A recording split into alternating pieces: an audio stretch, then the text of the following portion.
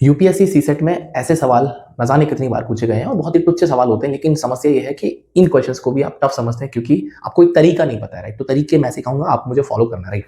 तो सवाल बोलता है दो नंबर है जो कि 90% और 75% कम है थर्ड नंबर से, तो जो भी कुछ नहीं पता उसी को मान लो, ठीक है। तो हमारे पास तीन नंबर होने चाहिए, पहला, दूसरा और तीसरा, ठीक है। तो मैंने क्या बोला, जो नहीं पता उसी को मान लो। अब कितना मानना है सर? अगर आपके पास ये जो परसेंटेज है ये नेचुरल संख्या है, मतलब 10, 20, 15, डेसिमल वगैरह नहीं है, पॉइंट नहीं है, तो हमेशा 100 मान लोगे, आंसर आ जाएगा, राइट।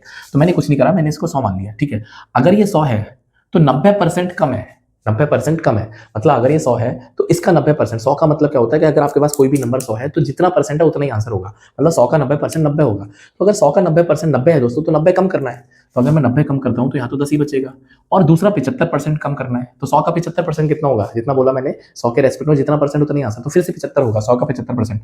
तो ये वाला जो आ जाएगा नंबर, ये आपके पास आ जाएगा 75 कम होकर 25, ठीक है। अब सवाल बड़ा सिंपल सा लगता है कि कितने परसेंट से, हाँ आप हिंदी में पढ़ सकते हैं, पहली संख्या को कितने प्रतिशत से बढ़ाया जाए। भाई आपके पास 10 से 25 करना है, आप 10 से 25 करना चाहते हैं, 10 से 25 करना चाहते हो तो आप कितना बढ़ाएंगे?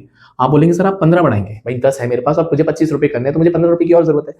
अब किसके रेस्पेक्ट में? मेरे पास आज 10 है, मुझे 25 करने हैं, तो मुझे 15 बढ़ाने हैं। किसके रेस्पेक्ट में? 10 के रेस्पेक्ट में। तो जिसके भी रेस्पेक्ट में करना है ना, उसको हमेशा नीचे रखना है। तो 15 करने हैं आपको ज्यादा 10 के रेस्पेक्ट में, और कोई भी दुनिया का फ्रैक्शन है उसको 100 से गुणा कर दोगे तो परसेंट में आंसर आ जाएगा।